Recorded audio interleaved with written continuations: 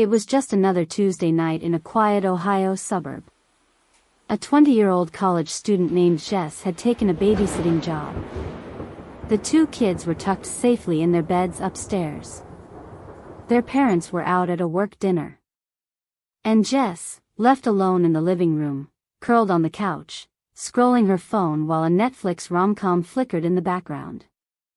It was a perfect opportunity to stalk her ex online, who had just broken up with her after years of being together. No distractions. The peace shattered when her phone lit up. An unknown number. She ignored it. But it rang again. And again. By the fourth call, she answered. What she heard was not silence, but a voice. Deep. Calm. A voice that described the scene around her in chilling detail. Her blue sweater, the way the lamp cast a shadow on her cheek, even the nervous way she twisted the silver necklace around her neck. At first, she thought it was a cruel prank. She had hoped it was from her ex, a sign of wanting her back. Her laugh starts forced, nervous, a puff of air she hopes sounds tough. Okay, hilarious. Jake? This your dumb idea of getting back at me for blocking you? But the voice doesn't bite. It's calm, almost bored. Not Jake. Hang up if you want. But the kids, they're right above you. As soon as the voice mentioned the children, asleep right above her, she suddenly felt the safety of that quiet house felt like a trap. Subscribe to know what Jess did after hearing that. Jess grabbed a golf club from near the door, desperate for some sense of defense. But the voice kept proving it wasn't guessing. It knew things. The coffee stain on her jeans from last Tuesday's class. Her psychology major. Details no stranger should know. Then came the sound. A creak upstairs. A faint thump, as if a bedroom door had been nudged open. The caller told her to check the back door. And when she did, her heart sank. The knob turned too easily. It was unlocked. The voice spoke again. This time, darker. It said someone was already inside. At that moment, there was no time for screams. Can't wake them, can't let panic turn to chaos. Jess's mind races, psych classes flashing. Fight, flight, or freeze. Flight it is.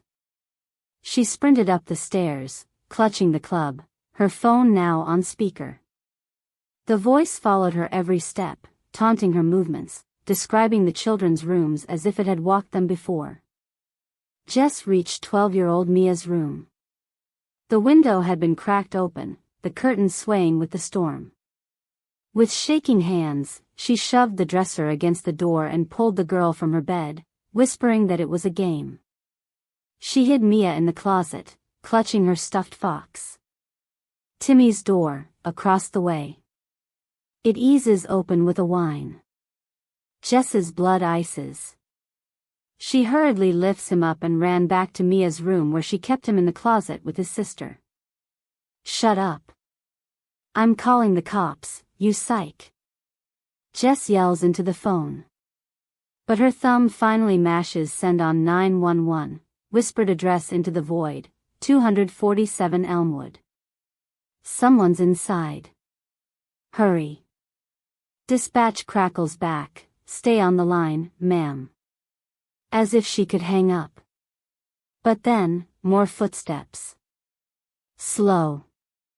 Heavy. Moving down the hallway toward Timmy's room. From behind the closet door, Jess listened in suffocating silence as the shadow stopped right outside. The dresser groaned under pressure. The voice promised she had made the right choice hiding, but warned that whoever was in the house wasn't alone. The sound of shattering glass downstairs jolted her heart as the minutes dragged into eternity.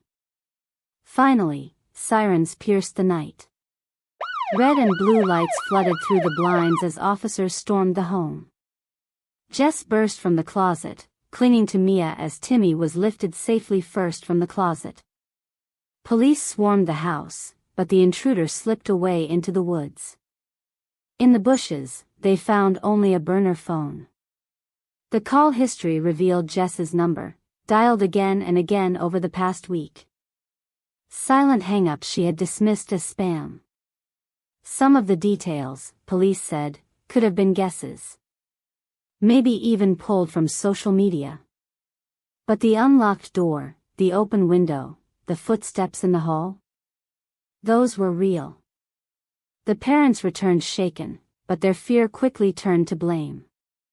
Jess was fired the next morning. Too much of a liability, they said. She packed her notes for her psychology classes, twisting that silver necklace again and again, haunted by the night before. But the story didn't end there. Back in her dorm, at 2:17 a.m., her phone lit up once more. The same number. The same vibration that had shaken her hours before. This time, she didn't ignore it. She let her trembling thumb hover over the screen, and answered. Static filled the line. And then, through the crackle, a whisper slid through like a knife. Miss me, Jess? And then, silence. Can you imagine how terrifying that night was for Jess, and do you think the parents did right by letting her go? Drop your comments.